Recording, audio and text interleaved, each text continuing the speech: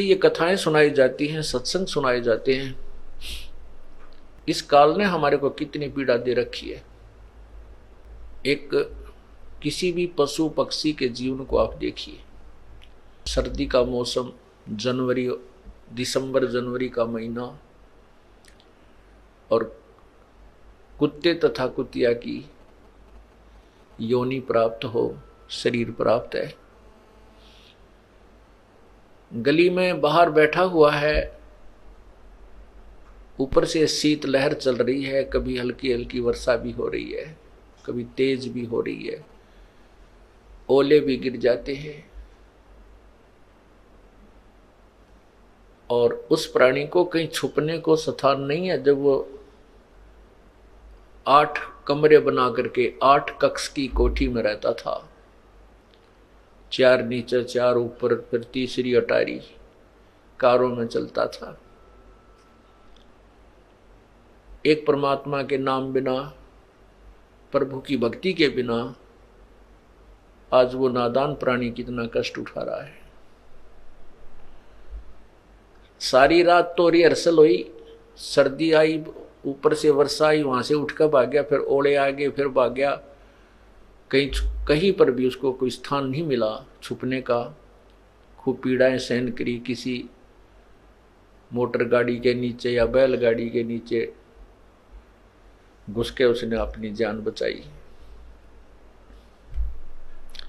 सुबह हुआ, भूख लगी, किसी का दरवाजा खुला, दाव सा लगा करके अंदर पहुंचा, अंदर जाकर के रसोई की तरफ घुसा, क्योंकि महक आती है उसको अन्न की रसोई में। अब उसको रसोई में कौन जाने दे,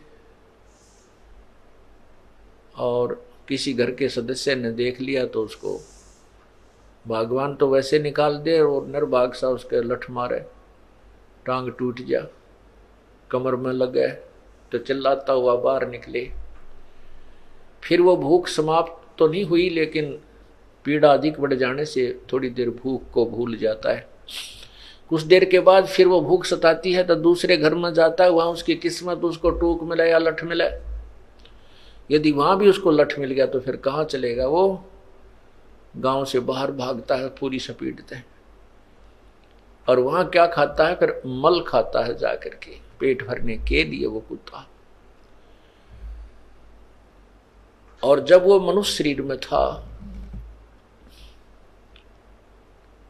उसको कितना भगवान का ज्ञान समझा लेते, कितनी बार समझाते, लेकिन उसके जू नहीं रेंगे थी, उसका जच्चा नहीं थी, यकीन नहीं, विश्वास नहीं होता था कि तेरे साथ या बिरान माटी होगी, तेरी ये दुर्गति भी हो जाएगी।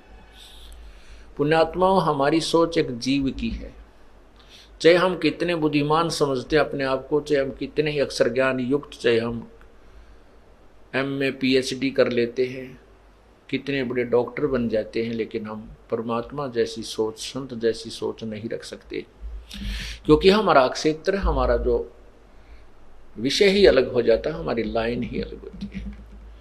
संत और परमात्मा जो है, उनके द्वारा दिया हुआ ज्ञान, क्योंकि संत परमात्मा का दिया हुआ ज्ञान ही बताता है, और परमात्मा का ज्ञान कभी गलत नहीं हो सकता।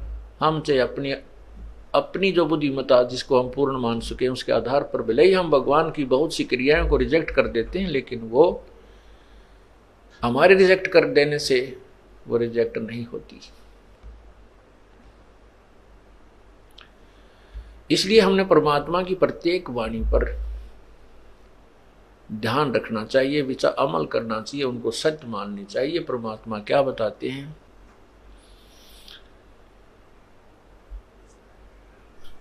आगे गए न बावड़े, जो पहले जा चुके कहते हैं वो वापस तुम्हारे घर में नहीं आए हैं, और रहते भी सब जाही, बिन साहेब की बंदगी कहीं ठोड़ ठिकाना नहीं। पूर्ण परमात्मा, साहेब का अर्थ होता प्रभु। ये भाषा भिन्न होने से कोई गॉड कहता है, कोई रब कहता है, कोई अल्लाह कहता है, कोई हम साहेब परमेश्वर राम कह देते हैं। तो सही मायनों में राम कौन है, क्योंकि हम जिस राम की तरफ संकेत करते हैं, हम जिस अल्लाह की तरफ संकेत करते हैं, गॉड की तरफ संकेत करते हैं, वो कबीर गॉड है, वो कबीर साहब है, कबीर परमेश्वर है, वो अल्लाह कबीर है, अल्लाह अकबर है। और ये कबीर अल्लाह वही है जो काशी में 120 वर्ष तक एक जुलाहे की भूमिका तथा एक महान कवि की भूमिका करके सहस्री राय थे, सहस्री चले गए। अब राम की परिभाषा, डेफिनेशन ऑफ गॉड, भी हमें आज तक किसी संत ने नहीं बताई। किसी संत का मीन जो हम जिन संतों से परिचित थे। वैसे तो जिन महापुरुषों ने परमात्मा के साक्षात्कार हुआ, भगवान के दर्शन हुए हैं, उन्होंने तो वही यथार्थ ज्ञान दिया है जो प्रभु ने स्वयं बताया था। उन संतों को छोड़कर जिन्होंने परमात्मा का साक्षात्कार हुआ है और स्वयं परमात्मा प्रभु ने आकर के, साहेब ने आकर जो ज्ञान दिया, उसके अतिरिक्त अन्य ऋषियों, महर्षियों और संतों को तो परमात्मा की परिभाषा का भी ज्ञान नहीं था। इसी कारण से हम राम कहते हैं। जैसे आपको कथा सुनी थी कि पीपा जी एक राजा था, वो फिर संत बन गया। एक शहर में गया हुआ था, वहां एक मुसलमान तेलन थी। उसको साधु, उस पीपा जी ने कहा कि बेबे राम बोल, राम राम। तो वो कहने लगी, तो कौन से धर्म का है तू, तेरा क्या इसम, क्यों बोलूं मैं राम? राम तो मरने के बाद बोलते हैं, हमारा कोई मर थोड़ा ही रहा है। तू बोल राम, तू बोल राम, तू बोल ले। कहने का भाव यह है कि उसको राम बोलना ही पाप बता रखा था कि राम तो कहना ही नहीं, ये तो हिंदू कहा करते हैं। हमने एक दूसरे का विरोध इतना सीरियसली कर लिया कि हिंदू ऐसे कहें तो मुसलमान ऐसे कहें, वो ऐसे करें तो हम ऐसे करें, यानी इतना विरोध बना लिया। जबकि परमात्मा एक है, हम एक पिता की संतान हैं। केवल ये स्वार्थी जो गुरु पीर परमात्मा से अपरिचित थे, वही हमें ऐसे दिग्भ्रष्ट कर देते हैं, मिसगाइड करते हैं। उसी आधार पर सुमालन ने संत जी से कहा कि तू बोल राम, तुम्हारा मर गया होगा कोई, हमारे कोई मरा थोड़ा ही है। तब पीपा जी ने कहा था कि तेरा मरियो खसम, चल तेरा पति मर जाएगा, तू फिर तो बोल लेना राम राम। तेलन जो अपने घर गई तो वहां देखा तो तेली अपने बैल के लिए चारा रोड़ा था, चारा ठीक कर रहा था, उसमें से मिट्टी माटी निकाल कर इन्हों साफ करने लग रहा था। उसके देखते देखते मर गया वो। फिर वो लागी रोण बुरी तरह, लाओ किताब बोलो राम। तब पीपा जी कहने लगे, ले माई अब बोल भगवान का नाम। अब तो बोलेगी ना कि परमात्मा का नाम तो ले ले कुछ थोड़ी बहुत देर, यही कारण सही। तब उसके पैर पकड़े, पीपा जी मुझे माफ करो। तब उसने कहा, नालायक, भगवान एक है, हमने दो बना लिए। उसी समय तेली को जीवित कर दिया। उसके बाद उस तेली परिवार ने वो रूढ़िवादिता त्याग दी और सतभक्ति स्वीकार की। तो हमने भाषाहीन होने से, कोई राम कहता है, कोई अल्लाह कहता है, कोई बात नहीं। भाषाहीन होने से कोई दिक्कत नहीं। राम कहो चाहे अल्लाह को, गॉड कहो, रब कहो, खुदा कहो। तो वो कौन है, उसकी परिभाषा क्या है? प्रभु की जो परिभाषा है, सबसे पहले तो ये कि जैसे जिस भी प्रभु में जितनी शक्ति है वो उतना ही स्वामी है, उतना ही मालिक है। जिस प्रकार एक जिले के अंदर डिप्टी कमिश्नर होते हैं, वो भी साहब हैं, वो भी मालिक हैं अपने एक डिस्ट्रिक्ट के। फिर कमिश्नर भी साहब है, वो 4-5 डिस्ट्रिक्ट्स के ऊपर होता है, जिलों पर। फिर मंत्री साहब होता है, वो एक विभाग में मालिक है। फिर मुख्यमंत्री साहब होता है, वो एक स्टेट प्रांत में मंत्री साहब होता है, वो भी मालिक होता है। साहब मीन प्रभु, स्वामी, राम उसको अल्लाह कहो ते स्वामी कहो। और प्रधानमंत्री बहुत से राज्यों पर, बहुत से स्टेट्स के ऊपर मालिक होता है, और राष्ट्रपति पूरे राष्ट्र पे जो है ओवरऑल कंट्रोलर होता है। तो वो भी साहब है, राष्ट्रपति साहब, प्रधानमंत्री साहब। तो अब हम जैसे यहाँ ब्रह्म बोला जाता है, वैसे ब्रह्म का अर्थ भगवान होता है, ब्रह्म कहो। अब यहाँ जैसे कोई भी किसी ऑफिस में काम करते हैं, जैसे हम ऑफिस में काम करते थे, दास जेई लगा हुआ था, तो एक्शन ऑफिस में जाते थे तो वहाँ के क्लर्क लोग यही बोलते थे कि साहब का ऐसा आदेश है, साहब ने ऐसा कहा। तो बार बार नहीं कहते थे एक्शन साहब, उनका अंडरस्टूड साहब था। वहाँ सुनने वाले को भी अंडरस्टूड था, बोलने वाले को भी अंडरस्टूड था कि साहब कौन है। तो उस डिवीज़न का वो साहब अंडरस्टूड था।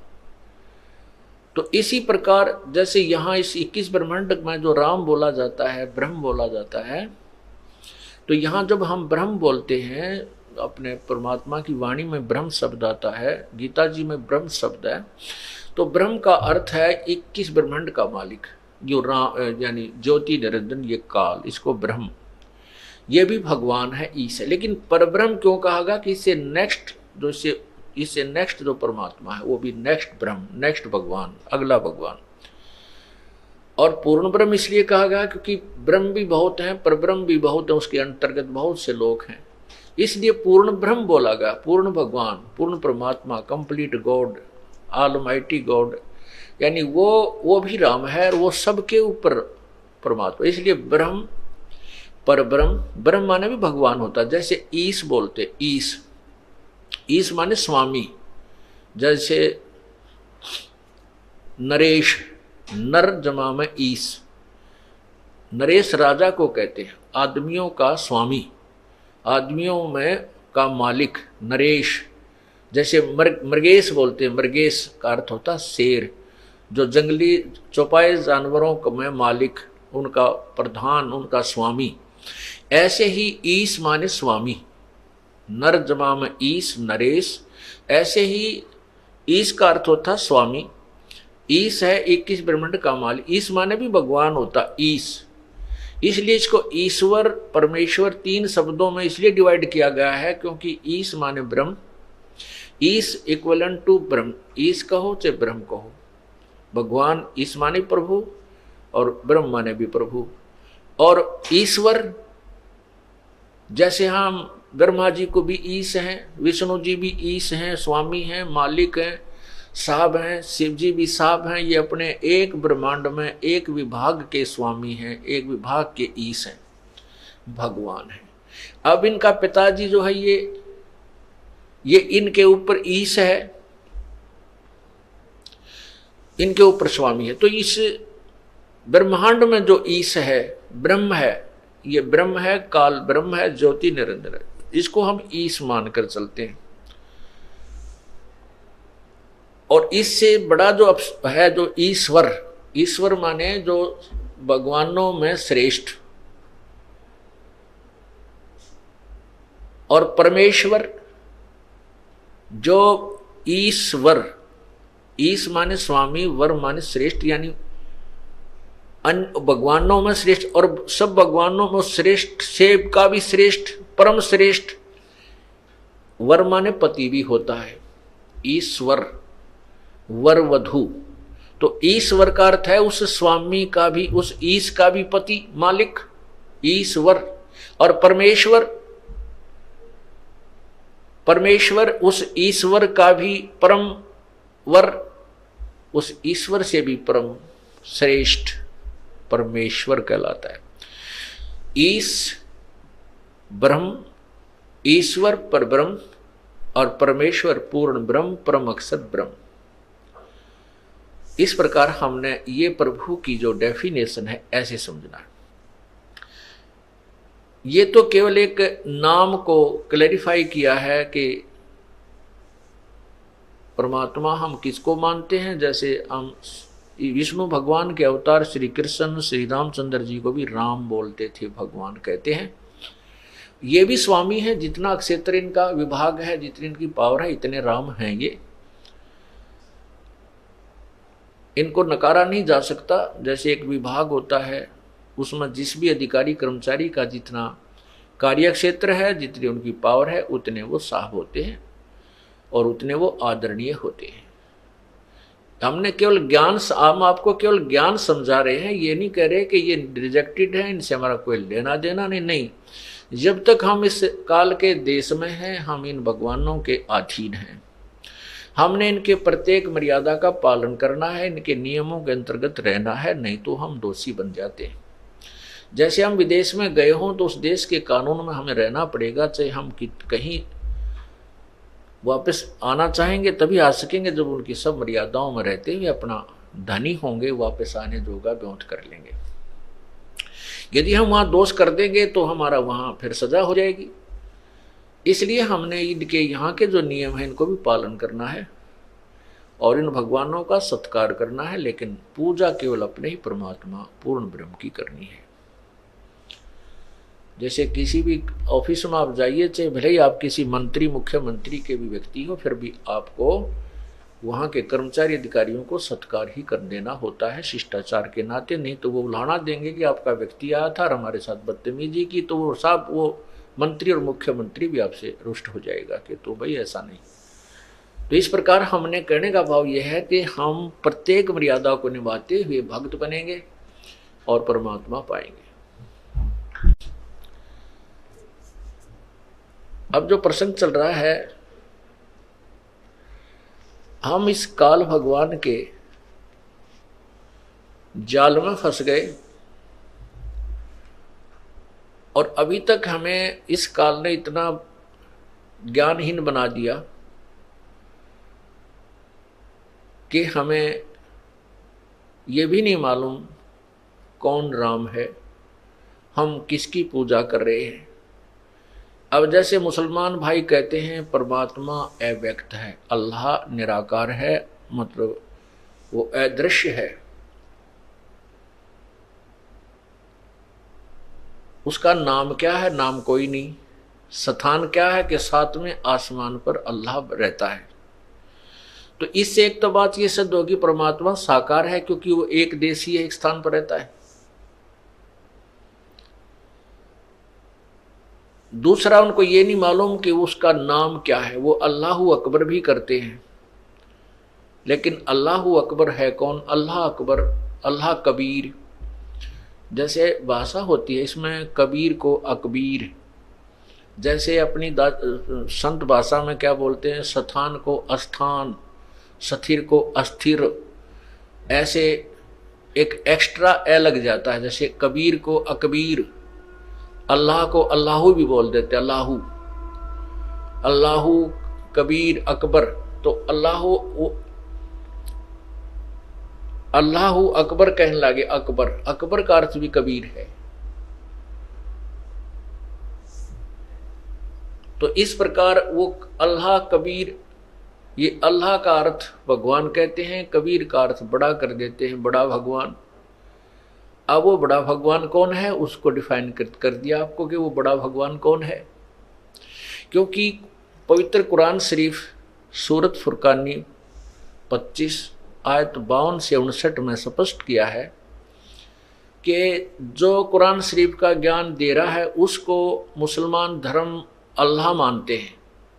जिस भगवान ने, जिस अल्लाह ने, जिस गॉड ने कुरान शरीफ का ज्ञान दिया है उसको मुसलमान धर्म के भाई जो हैं वो कंप्लीट गॉड मानते हैं कि ये परमात्मा हमारा है। और वो कहता है कि हे पैगंबर अर्थात हजरत मोहम्मद, वो कबीर नामक जो परमात्मा बड़ा भगवान है उसको ये काफिर परमात्मा नहीं मानते, अल्लाह नहीं मानते, तो इनकी बातों में मत आना, इन काफिरों का कहा मत मानना, उसके लिए तू संघर्ष करना। और मैं जो तुझे ज्ञान दे रहा हूं इस कुरान शरीफ में, इस ज्ञान के ऊपर तू दृढ़ रहना। जिहाद का अर्थ लड़ाई नहीं कहा, संघर्ष करना, चाहे कितना ही तुझे कष्ट दें, चाहे गलत बोलें, आप इनकी बातों से डगमग मत होना। और ये परमात्मा वही है जिसने सारी सृष्टि रची, जमीन और आसमान के बीच में जो भी कंस्ट्रक्शन है उसी अल्लाह ने की है। कोई जो गीता ज्ञान दाता किसी और, कुरान शरीफ का ज्ञान दाता किसी और अल्लाह भगवान के बारे में बता रहा है, जो कबीर भगवान है। और उसने सारी सृष्टि, उसने सारी रचनाएं की है। और वो जिंदा, जो जिंदा महात्मा के रूप में प्रकट होता है। और हजरत मोहम्मद जी को भी परमात्मा पूर्ण ब्रह्म कबीर देव कल अल्लाहु अकबर आकर मिले थे जिंदा महात्मा के रूप में। तो उसी के लिए 52 आयत नंबर 58 में कहा है कि वो जिंदा कभी मरने, वो उस जिंदा, जो जिंदा तुझे मिला, जिंदा के रूप में मिला, और वो पूर्ण परमात्मा है। वो अल्लाह बड़ा लिख दिया, अल्लाह कबीर को अल्लाह बड़ा लिख दिया। वो अल्लाह कबीर है, वो अल्लाह बड़ा कर लिख दिया उन्होंने अनुवाद में। बाकी मूल जो भाषा है वो सही बता रही है। और वो कभी मरने वाला नहीं है, और वो अपने बंदों के गुनाहों से बाखबर है, खूब परिचित है। वो उनको अक्षमा कर देता है। फिर लिखा कि ये वही परमात्मा है जिसने ये कबीर वही भगवान है जिसने 6 दिन में सृष्टि रची, 7वें दिन तख्त पर जा बैठा। और उसके विषय में कुरान शरीफ का ज्ञानदाता अल्लाह कह रहा है कि मैं उससे परिचित नहीं हूं, उसके विषय में किसी बाखबर से पूछ देखो। इससे ये सिद्ध हुआ कि जिसको हजरत मोहम्मद जी अपना सुप्रीम गॉड मानते थे, अपना अल्लाह मानते हैं, और मुसलमान धर्म जिसको अल्लाह मानते हैं,